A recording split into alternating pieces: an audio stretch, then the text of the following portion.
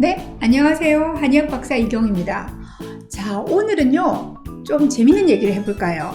자, 비만 환자분들이 저한테 와서 첫 상담을 할 때 가장 많이 하는 말씀 중에 하나가요. 선생님, 저는 부어서 살이 됐어요. 이런 얘기들을 굉장히 많이 하세요.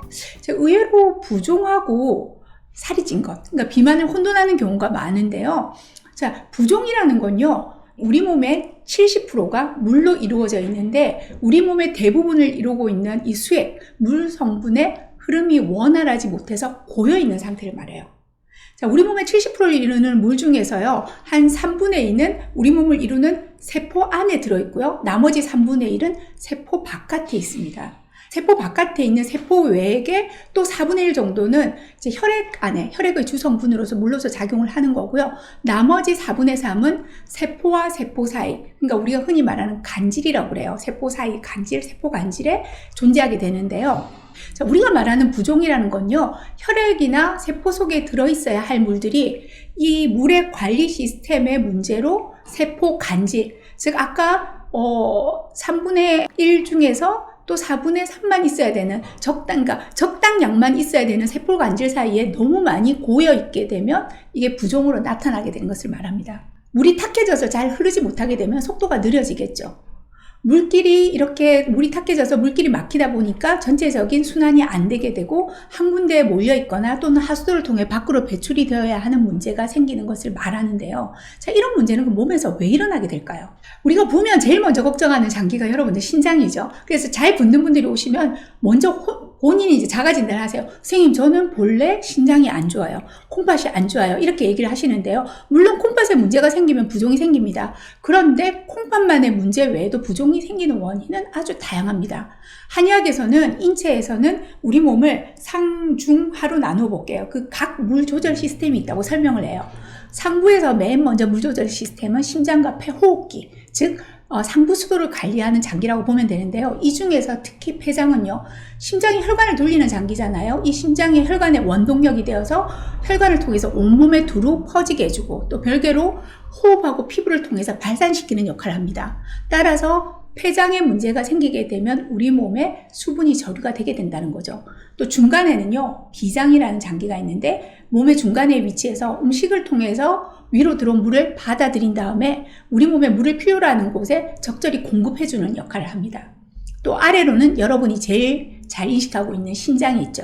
신장은 하부에 위치해서 혈관을 통해서 온몸을 돌고 내려온 물을 다시 끓여줘요.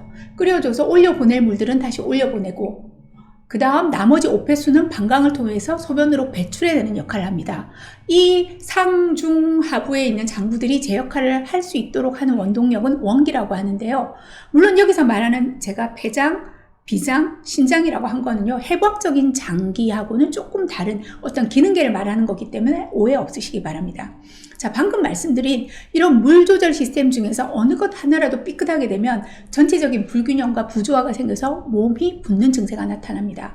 그래서 아주 가볍게는 감기 몸살 걸리셔도 신장이 큰 문제 없는데 똥똥 붓죠. 또 비위장에 문제가 생겨서 소화기능에 문제가 생겨도 쉽게 잘 부어요.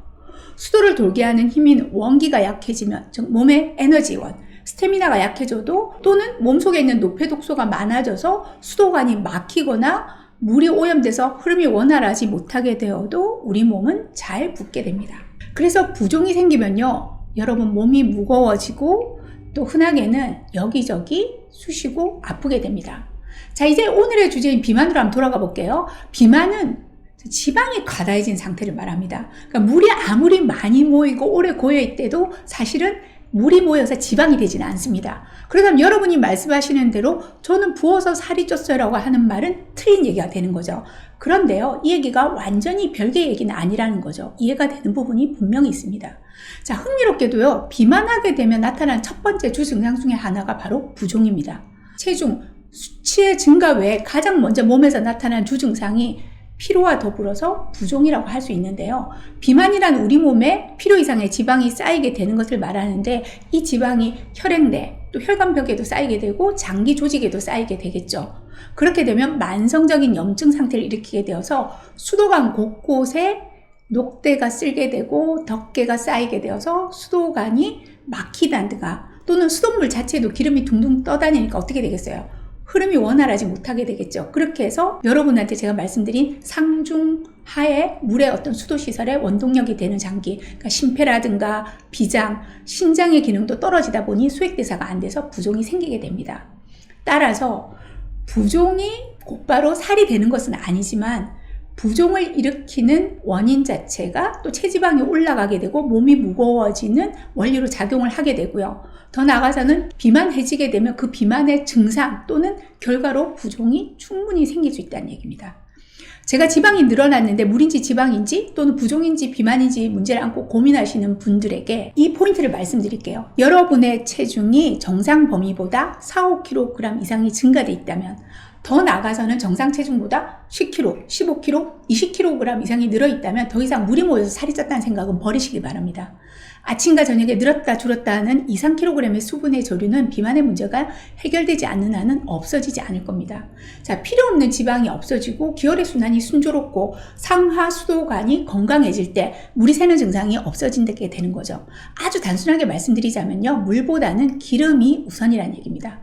자, 다음 이 시간에는요, 여성들이 가장 많이 고민하는 다리 부종에 대한 설명과 다리 부종을 날씬하게 관리하는 방법에 대해서 말씀드리겠습니다. 감사합니다.